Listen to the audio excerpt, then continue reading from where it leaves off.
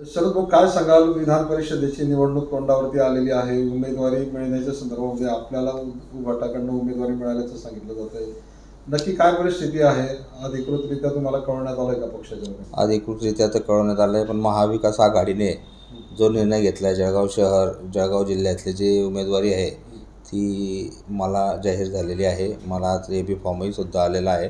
आणि महाविकास आघाडीने जो माझ्यावरती किंवा माझ्या पक्षाने उद्धव बाळासाहेब ठाकरे यांनी जो माझ्यावरती विश्वास ठेवलेला आहे की बा तू हे उमेदवारी लढ, तर त्या उमेदवारीला मी त्यांनी जो माझ्यावर विश्वास ठेवलेला आहे त्याचं मी चित करेन. उमेदवारी अर्ज कधी भरणार आता? उमेदवारी अर्ज मी आज संध्याकाळी भरणार आहे. बरोबर. आतापर्यंत कोणकोणत्या पदांवरती तुम्ही काम केलेलं आहे? तुम्हाला विजयाचा किती विश्वास आहे? विजयाचा विश्वास आहे. पहा, मी 2003 पासून नगरसेवक आहे. आताही सध्या मी कार्यरत नगरसेवक आहे.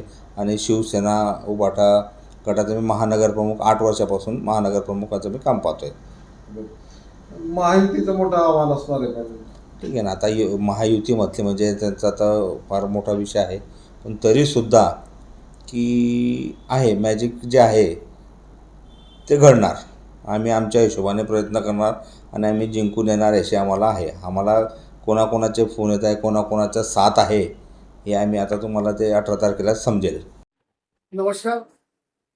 काल आदरणीय पक्षप्रमुख उद्धवसाहेब ठाकरे यांच्या आदेशानुसार उत्तर महाराष्ट्र संपर्क प्रमुख आदरणीय संजयजी राऊत साहेब, जळगाव लोकसभा संपर्क प्रमुख आदरणीय संजयजी सावंत साहेब यांच्या सूचनेनुसार विधानसभा उमेदवारी अर्ज मी काल दाखल केलेला आहे व उद्या आदरणीय शरदाबा तायडे जळगाव महानगर प्रमुख हेही अर्ज दाखल करतात. त्यांच्या सूचनेनुसार आम्ही दोघं जण अर्ज दाखल करत आहोत.